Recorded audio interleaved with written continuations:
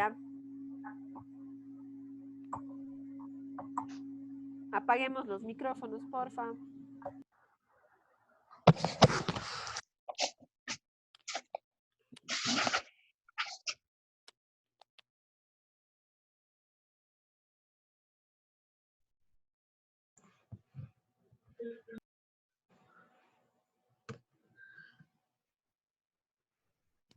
Bien, entonces, no sé si ya está Sandra. No, no creo que todavía. A ver, voy a verles a todos. Sí, aquí Bueno, estoy. ya. Entonces, con eso creo que está respondida la pregunta. Entonces, ojo, Pero, por ejemplo, en las galletas integrales, tiene que ser igual. las galletas integrales tienen que. Viene a ser igual que el pan integral. Sí, las galletas integrales. Siempre que ustedes tengan un producto donde todavía se encuentre toda la estructura, ¿sí? Tengo harina de trigo. La harina de trigo hay dos presentaciones, ya. La harina de trigo integral y la harina de trigo refinada o la harina de trigo, ¿no es cierto?, blanca. ¿Qué es lo que ha sucedido con la blanca? Se retiró la estructura y se tuvo que moler el grano de tal forma que tenga un refinado tal que ya no existe nada ahí. Lo que hace la industria un poco es a la harina enriquecerle luego de este refinado para que tenga ventajas, por ejemplo, en el momento de desarrollar gluten en el pan. Pero no es que te agregan una ventaja nutricional como, por ejemplo, te van a agregar vitaminas, ¿no es cierto?, que perdió en el proceso industrial porque no le interesa al mercado. Al mercado no le interesa eso. Y aparte le va a salir más caro. La harina es un producto muy económico. Pero ¿qué pasa en la harina integral, en cambio? Si de pronto se molió, se hizo el proceso de industrial, pero en cambio quedó ahí toda lo que normalmente llaman el afrecho, o queda toda la estructura de la cáscara, ¿no es cierto? Y en esa cascarita va a quedar gran parte de valor nutricional. La harina refinada tiene un proceso muy extenso de refinado. La harina integral no tiene ese mismo proceso de refinado. Lo mismo pasa con el azúcar. Si yo, por ejemplo, me chupo una caña de azúcar, una caña, lo más probable es que ahí esté ingresando hidratos simples, pero la caña, como es un producto vegetal, tiene nutrientes. Entonces, yo sí estoy tomando nutrientes porque ya no tengo un proceso de refinado. Pero ya cuando el azúcar blanca es blanca, ya ha sufrido un proceso de refinamiento que asimismo ha hecho que todos los nutrientes que posiblemente pudiesen haber estado en el producto se acaben. Entonces, lo único que tienen incluso es, a muchos de estos le agregan productos químicos para el proceso. Entonces, lo que estamos haciendo es ingresando con eso. Por eso es que el azúcar nos mata. Por eso es que estos productos no se recomiendan, porque realmente lo que están haciendo es causando muchas enfermedades.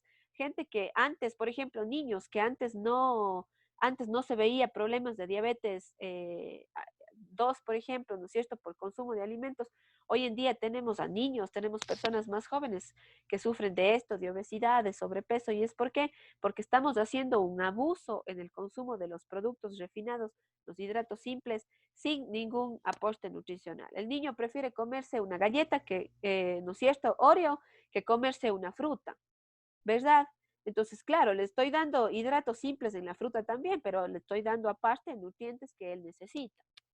Entonces, es un poco por ahí. En el caso de la galleta integral, en el caso del pan integral, son productos que mientras tengan cereales enteros, ¿no es cierto? O incluso podemos hacer referencia a tubérculos con cáscara, ¿ya? A leguminosas con cáscara que se cocinen a temperaturas adecuadas y con sistemas de cocción adecuados, es ahí cuando voy a tener yo un producto compuesto. Porque si cojo una papa, la pelo, la cocino y luego la voy a freír con el sistema de cocción de la fritura, ¿y a qué voy a tener en la papa? Díganme ustedes, ¿qué puedo tener en una papa a esa temperatura? Ya no voy a tener nada.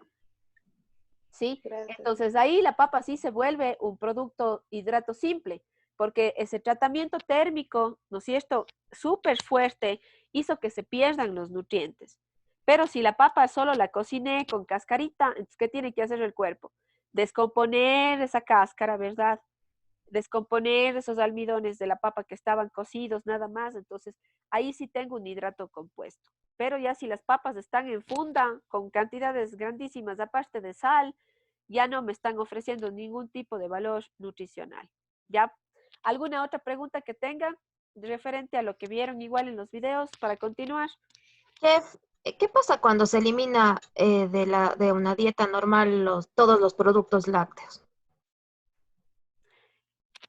En realidad, si es que tú lo haces a una edad en donde ya tu desarrollo, digamos, muscular y de estructuras ha llegado a la cúspide, por ejemplo, o sea, un niño que está entre los 6 a los 12 años, no es recomendable que deje de consumir productos lácteos porque es una excelente fuente de proteína y él necesita proteína para poder formar sus estructuras, sus musculatura y todo.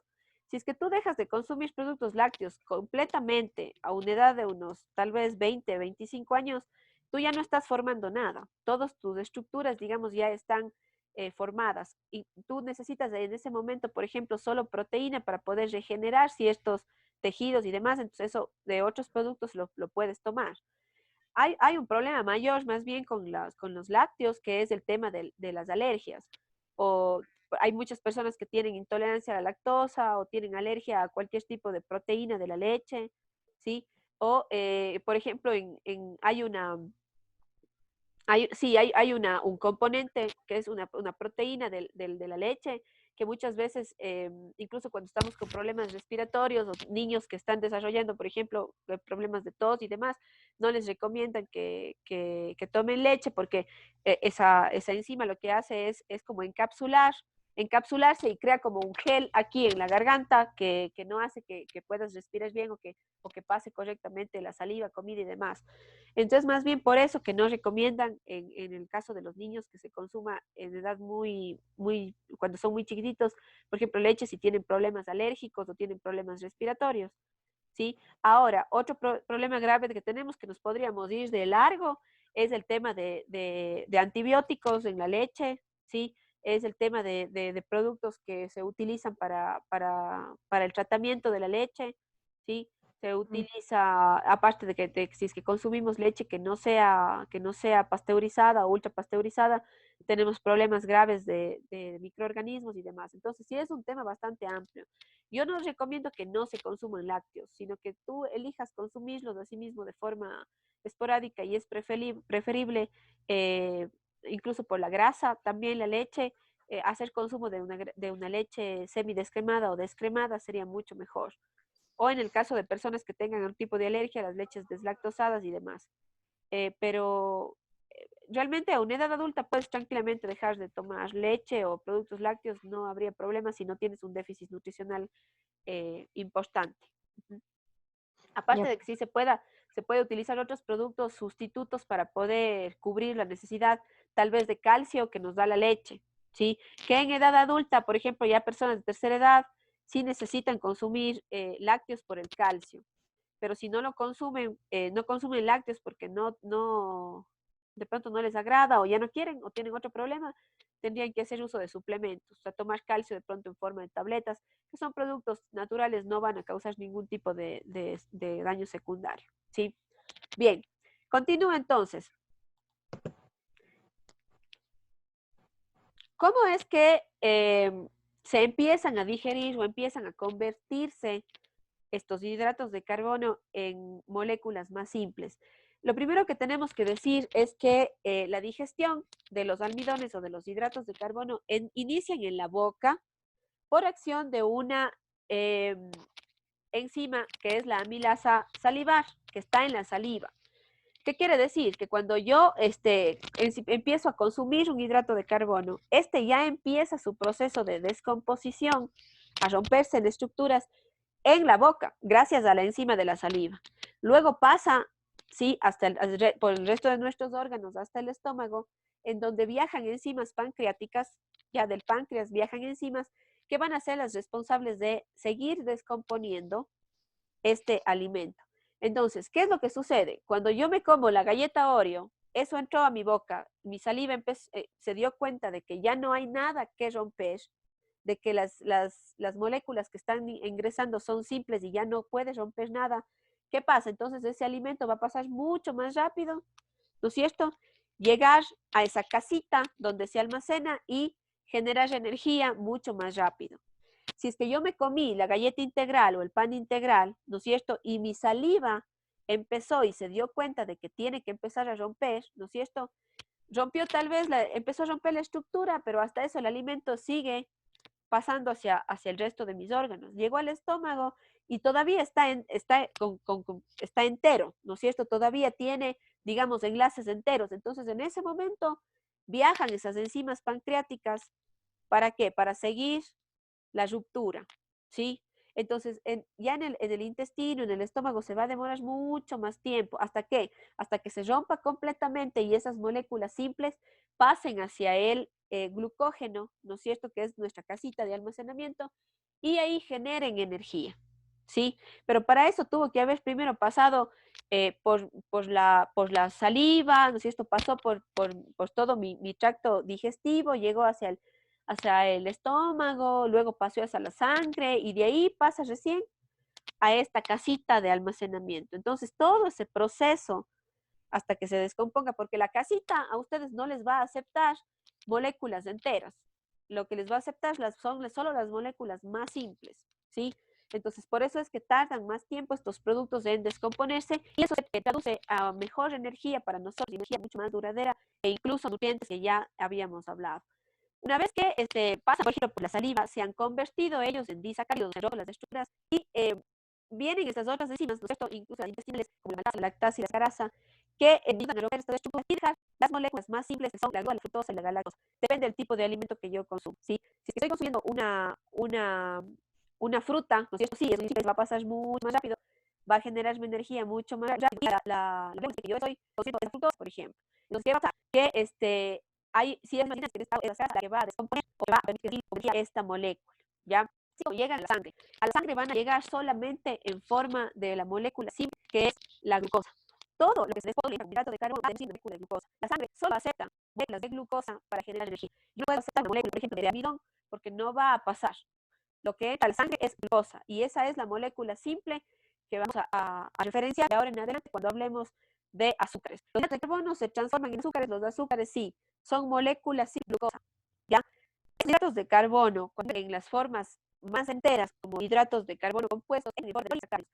Acá tenemos la unión de las 10 moléculas de glucosa. Entonces, imagínense ustedes una mora. La mora que tiene ¿cómo serían? Como diferentes estructuras, ¿verdad? Ya, es así como entra un hidrato de carbono compuesto al organismo. Entonces, ¿qué tiene que hacer? Si ustedes empiezan a sacar, ¿no es cierto? Bolita por bolita de la mora, ¿qué tienen? Moléculas simples, ¿verdad? Pero el proceso del organismo lo que hace un poco es, y son piezas polisacáridos, disacáridos y monosacáridos. Por eso que no les voy a hacer referencia a los oligosacáridos, que de pronto en la parte sí necesito ver. Sin embargo, aquí los oligosacáridos son componentes que se encuentran en algunos lípidos, en algunas proteínas, pero en cantidades muy significantes que realmente nos interesan desde el punto de vista calórico. Y por eso no nos vamos a tirar a esto, pero sí necesitamos entender desde la parte de descomposición de hidratos de carbono es que las formas más enteras, ¿no es cierto? Los hidratos compuestos son polisacáridos en forma de aniones, ¿sí? Y que luego en el proceso de una disacáridos, imaginemos la mora, ¿no es cierto? Yo, la mora, para poder sacar cada una de las bombitas de la mora, ¿qué hago primero? Tengo la mora entera, entonces voy a sacar primero una de dos moléculas. De los polisacáridos, moléculas de dos o sea, y luego se transforman en monosacáridos según el tiempo, ¿no es cierto? Vayan estos enlaces. Me preguntaban en la clase anterior por polisacáridos, por ejemplo, ¿qué es la quitina, la celulosa? Hoy en día encontramos algunos polisacáridos que son de que tienen efectos altamente ligantes o incluso espesantes. Hablo, por ejemplo, de polisacáridos, se llaman polisacáridos a productos como la wash, por ejemplo, que les ponen en productos industriales para espesar. La goma Santana también, no sé si han escuchado también de la goma Santana, que es un polisacárido, ya es un hidrato de carbono compuesto, pero que tiene un valor calórico muy bajo y que aparte también son bastante insaboros, por eso se utilizan dentro de la industria como espesantes. El que a nosotros nos interesa para la composición como hidrato de carbono compuesto, que vamos a encontrar en los cereales, derivados, legumbres, tubérculos, ¿no es cierto? Y hace formas de disacáridos, por ejemplo, que está en la leche de forma original tiene es su forma de hidrato de carbono. Con la lactosa, cuando ingresa al cuerpo, se descompone en una molécula de lactosa y una molécula de glucosa. Y finalmente la galactosa también no se va a formar esa molécula de glucosa. Perdón. Es así como ingresan al organismo. Entonces, que los polisacáridos, moléculas de amidón, los disacáridos, tengo moléculas más sacarosa y lactosa, que son de dos monosacáridos, y finalmente la forma más simple de hidrato de carbono es la glucosa, la fructosa y la galactosa, y la glucosa es como va a entrar a mi sangre. La sangre no va a aceptar ninguno de estos, la sangre va a hacer solo esto de aquí, ¿sí? Entonces, por eso es que para poder ingresar la glucosa como a nuestra sangre y que luego eso me genere energía. ¿Estamos claros hasta ahí? ¿Alguna duda más? ¿Preguntas? No, sí está bien, profe. Ya. Lo importante en este momento es que identifique, como digo, ¿dónde encontramos almidones o sacáridos? ¿No es cierto? ¿En qué productos encuentro yo sacáridos? ¿Y en qué productos encuentro yo directamente sacáridos o procesos de alimentos? ¿Sí? Bien. Continuamos. Entonces, ahora que identificamos ya los tipos de hidratos de carbono que existen, los simples, ¿no es cierto? Nutritivos y no nutritivos, los compuestos, ¿no es cierto? Que tienen alto contenido de almidón, ¿no es cierto? Y que están en sus formas más enteras. Ya les indiqué, ¿cierto? Cómo es que se alimenta algo más simple para ingresar a sangre, que es la glucosa. Ahora, ¿cómo es que esta glucosa que ingresó a la sangre se va a utilizar ya como energía? ¿Sí? Nosotros para poder metabolizar esa glucosa que llegó a la sangre, necesitamos de una hormona que se llama insulina, ¿no es cierto? Y creo que gracias a la diabetes es que todo el mundo sabe lo que es la insulina, ¿verdad? Va. Todos generamos insulina, no es que solo los diabéticos necesitan insulina, no, todos generamos insulina, nuestro páncreas es el responsable de generar esa insulina como respuesta a la elevación de las moléculas de glucosa que están en la sangre. Entonces, ¿qué pasa? Yo le llamo, siempre le llamo al cerebro integro que tenemos en el sistema digestivo. ¿Por qué? Porque él es tan inteligente que sabe la cantidad de insulina que tiene que enviarte, ¿sí?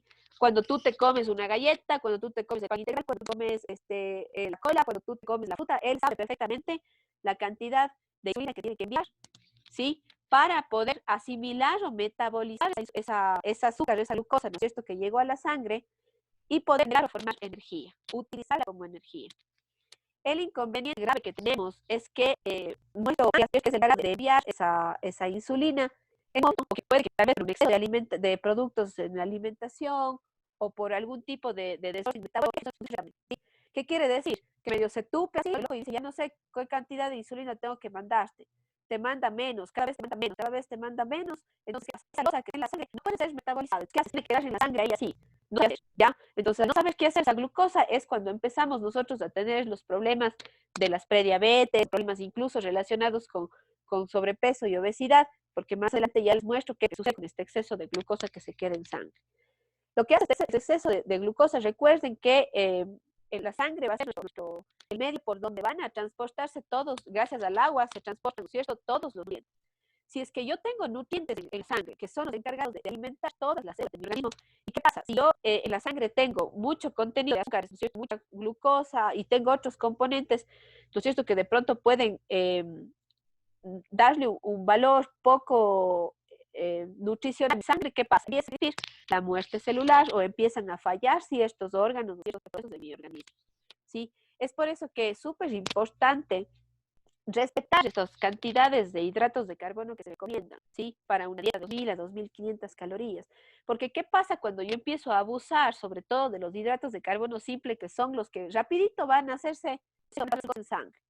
¿Qué pasa cuando yo abuso de esto?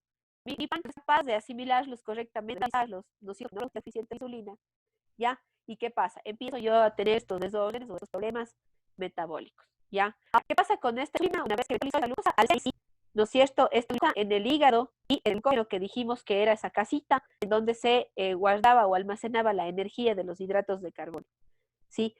Este almacenamiento nos puede servir en periodos posteriores, ¿no es cierto? Cuando yo no esté consumiendo alimentos para generar energía, ¿ya? El exceso de glucosa que no se puede convertir, ¿no es cierto? Que no se puede almacenar en el glucógeno, lamentablemente se transforma en grasa, pero no en una grasa saludable, sino en triglicéridos, que más adelante también veremos esto. Bueno, que ahorita es mala suficiente.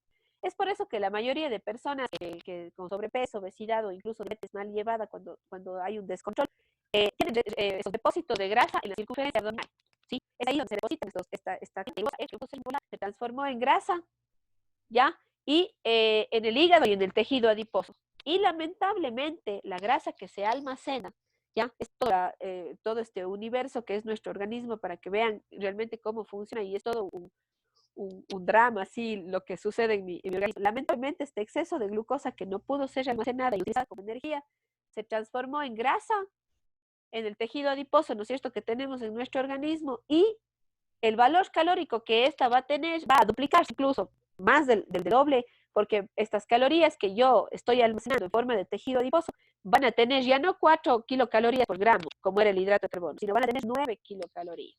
O sea, ¿qué estamos haciendo? En ese exceso de glucosa en el organismo, lo que estoy haciendo es aumentando ese valor calórico, ¿sí? Y haciendo que ese valor calórico se quede almacenado en el cuerpo, que no se gaste, y es por eso que empiezo a subir de peso, ¿verdad? O empiezo a tener problemas relacionados con el metabolismo, ¿ya? Es lo que sucede, pero luego también, si es que de pronto yo no consumo energía, hidrato de carbono, no estoy consumiendo hidrato de carbono, el organismo lo que hace es nuevamente esa grasa que convirtió, ¿no es cierto? Nuevamente la va a convertir en el glucógeno, ¿en qué? En glucosa para utilizarla como energía. Es un poco cómo funciona. Sin embargo, aquí lo más importante es reconocer y que ustedes estén claros en que en todo exceso, ¿no es cierto?, de azúcares que se convierten en glucosa ya en la sangre, ¿no es cierto?, en esta molécula simple, si no pueden ser utilizadas como energía, si yo no la utilizo como energía, se va a transformar en grasa, ¿sí? Y se va a almacenar en el organismo. Posiblemente en algún momento el cuerpo sí lo utilice, ¿no es cierto? Sobre todo cuando no estoy consumiendo alimentos, él va a empezar a tomar esa grasa que está en mi cuerpo y transformarla nuevamente en glucosa como energía, ¿ya? Pero lamentablemente no es que siempre pase. Aparte de cuando hay muchos ayunos, tampoco es que estoy bajando, por ejemplo, de peso de forma segura o de forma saludable. El hecho de que yo haga, por ejemplo, ayunos o hoy también día que está de moda está intermitente como dieta, realmente eso puede cambiar el metabolismo, el comportamiento de eso, ¿sí? Entonces es por eso que hay hoy en día un sinnúmero de desórdenes metabólicos y problemas graves como el problemas de tiroides, como problemas de diabetes, como alergias y demás. ¿Sí? No sé si ha quedado claro un poco cómo es el comportamiento. He tratado de resumirlo al máximo para que podamos entender cómo es que ingresan los hidratos de carbono, cómo se transforman en moléculas simples y qué enzima o qué hormona es la que perdón, en este caso la hormona es la responsable de metabolizar esa glucosa y convertirla en energía. ¿Ha quedado claro? Sí, profe. Ya. Creo que tengo una pregunta. No sé si alguien más tiene una pregunta. Diga. Por ejemplo, en mi caso, yo tuve un problema con que mi cuerpo no asimilaba la insulina. Entonces, Insulina externa, pero. sí, claro. Ya. Entonces, bueno, con algunos tratamientos y todo, pero por ejemplo, era que mi páncreas, o sea, no asimilaba. Entonces, yo no sabía qué tipo de dieta era la que yo tenía que hacer, porque me dijeron que obviamente evite el azúcar, Claro. los carbohidratos y las frutas que tengan azúcar, por ejemplo. Ya. Pero aún así, el páncreas no trabajaba de una forma correcta. Ya. Entonces, o sea, no Ya, sé. ya. Verán, la hormona de la insulina, todo lo que son hormonas y enzimas, se producen gracias a la asimilación de las proteínas. ¿Ya? ¿Qué quiere decir? Que tanto las enzimas como las hormonas se forman a partir de ciertos pedacitos o de ciertos componentes de las proteínas. Ya, entonces podríamos decir que tanto hormonas como enzimas son proteínas que se encuentran en mi organismo y que obviamente estas para poder formarse necesitan un tipo de alimento, podríamos decir, ¿no es cierto? Entonces, es por eso que para yo poder analizar y decir qué tipo de alimentación debería seguir, ¿no es cierto? Es importantísimo saber cuál es el comportamiento de estas proteínas o de estas hormonas o de estas enzimas en mi organismo para yo poder identificar qué tipo de alimentos son los que debería consumir en la dieta. ¿Sí? Lo más probable es que, obviamente, porque los hidratos de carbono son los que nos están aportando con glucosa al organismo, hasta yo poder identificar cuál es el inconveniente o el problema que está pasando, que normalmente eso se hace a través de pruebas de análisis del laboratorio y demás, tienes que tratar de equilibrar o consumir en menor cantidad los hidratos de carbono que son los que están haciendo que tu páncreas tenga que trabajar mayoritariamente. Entonces, hasta no poder identificar eso, es importante que haya un régimen en cuanto a la ingesta de productos, carbohidratos y demás, hasta yo poder identificar cuál es el inconveniente que está pasando y poder gestionar o poder recomendar una dieta. Sin embargo, lo que siempre nos piden es que, o como de manera general, es que se traten de evitar justamente todos estos productos que agreguen mayor cantidad de químicos o de toxinas a mi organismo, porque lamentablemente las células cuando están en contacto con este tipo de productos no pueden asimilar correctamente el alimento, ¿no es cierto? Y empiezan a tener esta muerte celular que se llama. Entonces, por eso se evitan estos productos químicos o por eso se tienen que evitar los productos hidratos de carbono simples que no me aporten ningún tipo de valor nutricional. ¿Sí? Hasta que se pueda de alguna manera identificar. ¿Sí? No sé si con eso, Angie, o tal vez algo más personal, Sí, pero profe. tú ahora lograste ya estabilizar, porque Sí, muchas veces, aparte de eso, nosotros le podemos ayudar al páncreas. Existen hoy en día medicamentos que pueden ayudarle al páncreas como que a que despabile de nuevo y empiece a producir. De ahí están, por ejemplo, todos estos medicamentos orales que igual tienen tratamiento en la diabetes, ¿no es cierto? Que le ayudan al páncreas a poder producir insulina de mejor calidad o a producir la cantidad de insulina que tú estás necesitando. De no ser así, lo que tenemos que hacer es obviamente depender de la insulina externa, ¿no es cierto? Para ayudarle a nivelar la ingesta de los carbohidratos al organismo, ¿sí? Eso ya veremos más adelante. Ahorita lo más importante es que entendamos que igual todos tenemos, ¿no es cierto?, la hormona de la insulina, todos tenemos un páncreas que produce esa hormona. Entonces, que mientras este páncreas no esté dañado o funcione correctamente y yo lo trate bien, el man va a decir, toma esta insulina porque te comiste esto, toma esta otra porción de insulina porque te comiste esto. Pero si yo ya le dañé al páncreas, ¿no es cierto? Porque le entorpecí o chuta, le puse en un problema ahí, ya no vas a ver. Entonces ahí es cuando empiezan los problemas y es que las personas necesitan hacer uso de medicamentos externos, ¿sí?